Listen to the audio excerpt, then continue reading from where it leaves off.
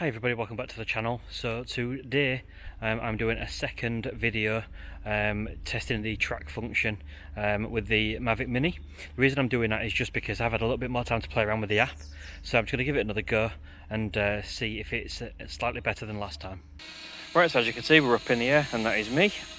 So I'm just going to go up a little bit and back a little bit, just get me in focus. That's my car I've been doing some video of. Right, so that's me selected. Okay, so what I'm going to do is just to make sure that it's not tracking the controller with this track mode like some people have suggested, I'm going to put it down on the floor and go for a walk.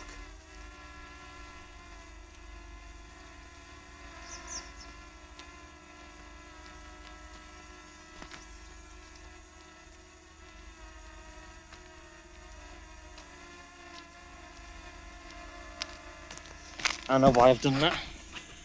Hang on. Aircraft rotation, manual, auto. It helps if you're not a moron, doesn't it? Right, there we go.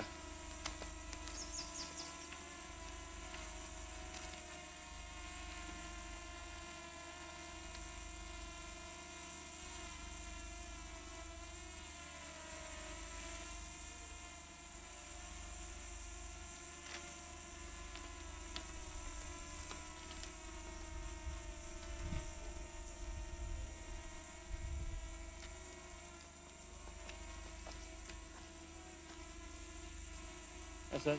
No controller, as you can see. I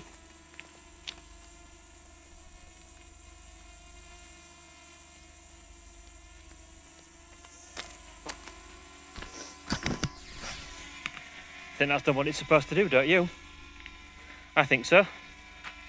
Right, let's land it, and again, second conclusion. There you go guys, let me know how you think that went. So for the Mavic Mini, that is pretty successful now. It's a lot less glitchy than it was before. Obviously, I don't know if they're still working on the app, but it does seem a lot less glitchy. Obviously, the first bit was my fault. I turned off aircraft rotation, so it couldn't actually go anywhere, so it would only use the gimbal. But now I fixed that. As you can see, it works perfectly fine. So thank you very much for watching. Don't forget to check out my other videos that I've done on Litchi and all sorts of range tests. What I'm going to do now is, since my car is here, right, so you can see that there. So since my car is here, what I'm going to do is I'm actually going to test, and I'm going to see if I can get the Mavic Mini to follow my car. That should be fun. Let's give it a go. Anyway, thank you very much for watching this video. Catch you on the next one.